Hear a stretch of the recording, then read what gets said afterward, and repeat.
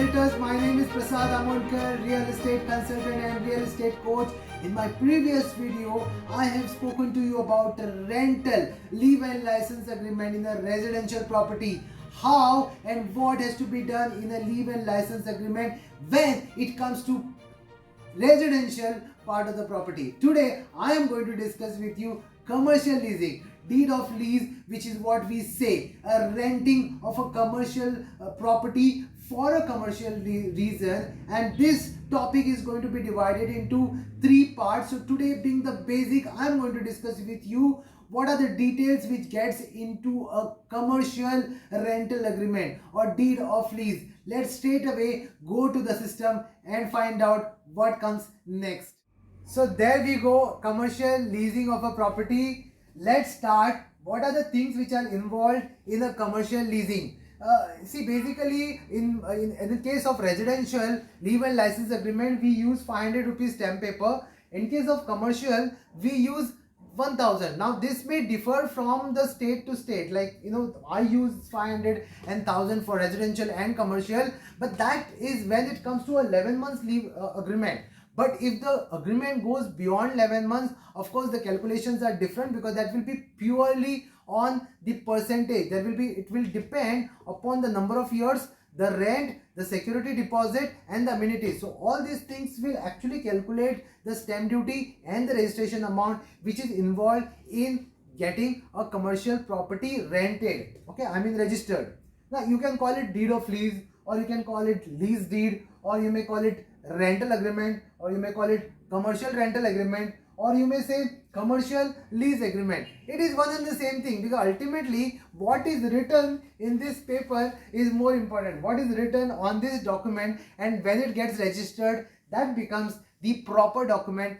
Whatever you write on that document is more important rather than the title of the property. Of course, you don't write leave and license agreement. Here you write deed of lease.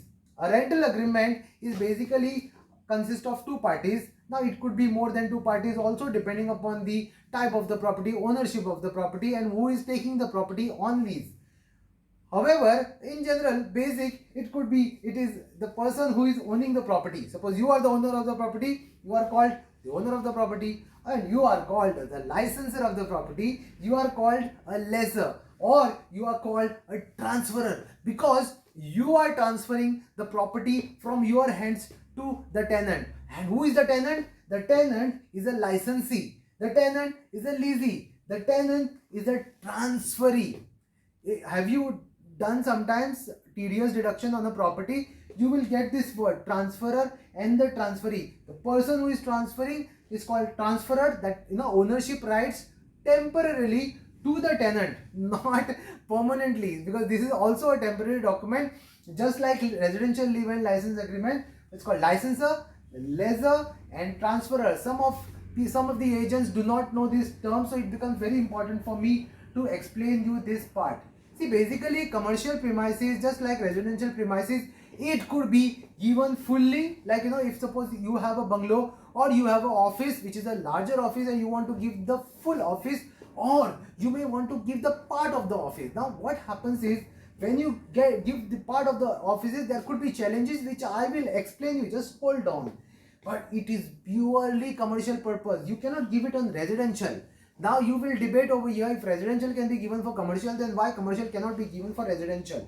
See, a commercial premises is actually located in a commercial area where the activities happens during the daytime, unless it's like a BPO and all, but otherwise residential activity, commercial premises cannot be utilized for residential purpose. You can check it out anywhere, barring the places like special economic, special zones, wherein 5 to 20% of the properties are used for residential within the commercial complex, within the commercial leased out area by the government. But over here we are not getting into that depth. We are only considering commercial property purely to be used for commercial licensing, for commercial renting, and the rights which the owner gives to the tenant is on commercial basis only. Other than offices and shops, you can also lease out a flat or a house or a villa or a bungalow or a studio or a building, the whole building as for the commercial purpose. We have done that. Suppose if a big mining company wants to take up an office, they would take a bungalow which is independent and they will use all the floors of that property for converting into a commercial premises. Of course, they will take the proper licenses, the proper permissions from the government authorities. However, otherwise the basic is your offices and shops. That comes in commercial leasing of the property. Now let's go to the commercial part of it. See, when it comes to the leave-in license agreement in residential, what you pay a rent, you pay a deposit, and that's it. The maintenance is taken care by the owner, or if it is written in the agreement, it is taken care by the tenant. But in this case, you have to be very specific. If you are giving a part of the premises on the rent, then what happens over here? What are the challenges you may face? Suppose you have a property which is like a bungalow and you are staying on one part of the property and you want to give about 2 floors of that house. Now you are paying a house tax. When you are paying a house tax, in this case, how will you split? Because the house number is 1 and you need to, only one person could pay. So either, now the solution over here is probably you can accommodate the house tax for the licensor side. So the licensor would pay the property tax or the house tax and everything which is related to the property, and he may adjust it into the rent itself. Suppose the rent is, let's say, 20,000 and he is paying a house tax yearly, say about 3,000 or 10,000, whatever the amount depending upon the location, then he may adjust that amount, or he may escalate the rent to take care of the house tax, right? But otherwise he need to pay it on himself. Electricity meter, 1 meter, of course it depends. Suppose you have 2 house taxes, normally you can get 2 meters in one house, but because it's a one house, there could be 1 meter, and there you may have some challenges like who is going to pay the bill, how much it will come. You may not, it will become difficult for you unless you are renting a property which is worth 20,000-30,000. But when it goes to a lakh of rupee or 2 lakh rupees, the office is going to use ACs and so many equipment, that bill is going to be huge. So probably you may have to set a benchmark that before renting the property, this was my electricity bill, but now after renting the property, whatever comes over and above this particular basic figure, the tenant has to pay. The trade license, when it comes to trade license, how will you take? Because someone is staying in the property and you are using it for commercial purpose. So when it comes to trade license, probably the licensor, who is the owner of the property, as I said before, the licensor over here, he will have to give the NOC to the tenant to get the trade license from the concerned department. So trade license either could be taken on his name or it could be taken on the tenant names. That need to be sorted out. That's one more challenge. And how the rights, how do you share the rights? Suppose I'm saying over here is that it's a bungalow and the owner is staying on the higher level and the tenant is occupying the lower levels. Now suppose, imagine there is one property within one house tax, 1 meter, and there are 2 tenants. So how the rights would be shared between both the parties? So that also need to be understood. That also is a challenge. Now over here, I gave you an idea how you can actually overcome these challenges, especially this sharing of the rights. What you can do is you can get a new plan approved for your house and you can apply for 2 house numbers. So in that case, you can get rights equally distributed or proportionately distributed between both the licensing. Even this can be taken care. So it's not a big deal. Unlike residential leave-in license agreement, here there could be difference on the rights of the property. So when it comes to residential, you are giving him or her the personal rights, that personal and non-transferable rights. But in this case, the rights could be transferred to a third party. Suppose if I am taking a commercial premises, the owner is actually giving me the rights to occupy, use it, and probably even sublet the property or use it for commercial purpose. That means the clients are going to come from outside. They are probably going to use my premises for the communication or for some business purpose, and I have that right. So the owner, the licensor, cannot deny this fact that the rights over here are transferable, and the rent over here is called, sometimes it's called premium, and this premium could be fixed or incremental. Suppose I am taking a commercial property, friends, basically here the increment is yearly 5% or every 3 years 15%. So it all depends on who is giving the property, who is taking the property, and how you are handling this increment part. So basically the rent cannot be fixed always it is, of course, there could be increment as far as the rent is concerned, and the period, as I said, 11 months or it could be more. So for 11 months agreement, you can again over here, you can notarize that document. It is valid because it's only 11 months.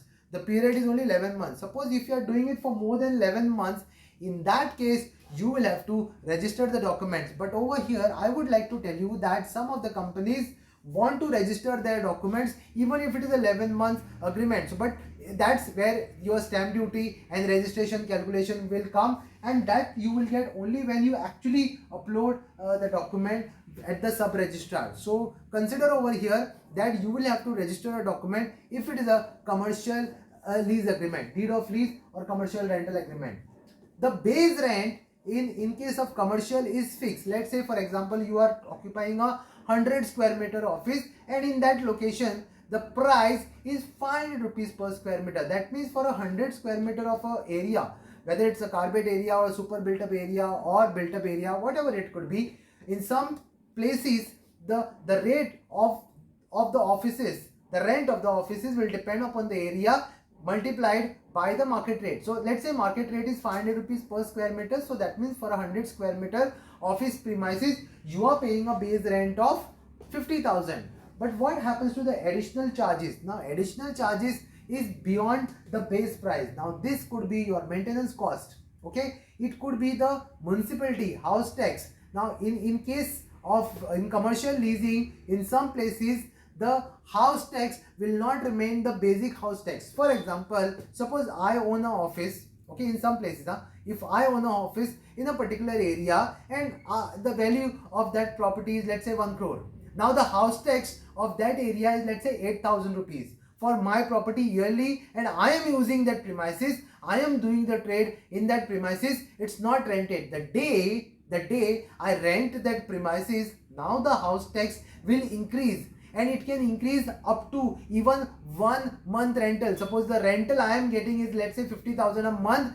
That means that 50,000 will be additional expense which you will have to pay to the municipality or to the village panchayat once I give this property on rent. So till the time I am using my office without renting the property, till then I am paying a basic normal house tax. So once I give this, over here the trade license of course will be different. So now what happens over here, there are certain taxes, as I said, house tax. Maintenance is either taken care by the owner or the licensee pays it. Now licensee would pay depending upon the house tax of that particular complex, okay, or if it is a house, then the owner will decide. If it's a flat, the owner will decide what is the maintenance cost involved over here.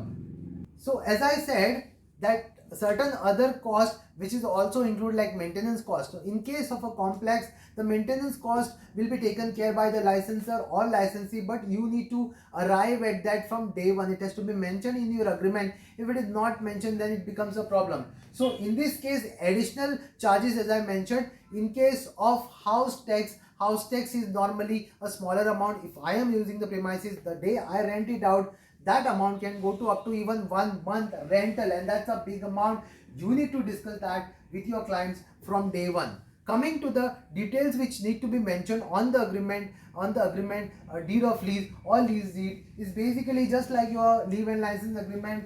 The name of the owner of the property, right? The address, the father's name, the permanent address, PAN card or the Aadhaar card. These are the basic things which are required.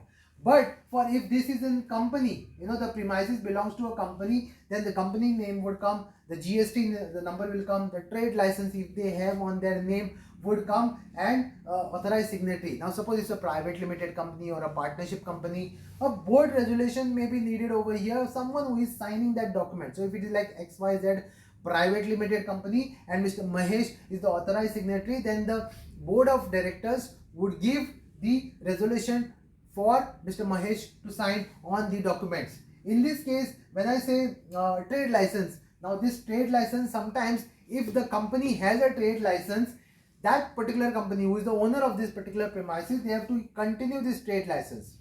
Now in some cases, if you have one trade license against one house tax number, then the municipality does not give you multiple trade licenses.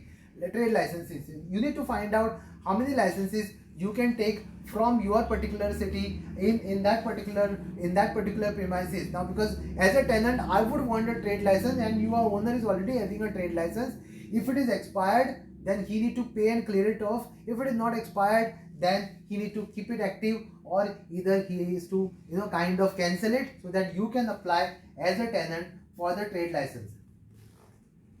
And as discussed in the leave and license agreement, similarly over here the details of the property will come, the address of the property will come, the landmark will come, and the boundaries will come, just as I discussed earlier with your leave and license agreement. Similarly, the boundaries like north, south, west, east, and the landmark, the closest landmark which is closer to your commercial premises. See, identifying a property is very important. You can't just write very small details like 302, office number 302, block A, third floor, and garage.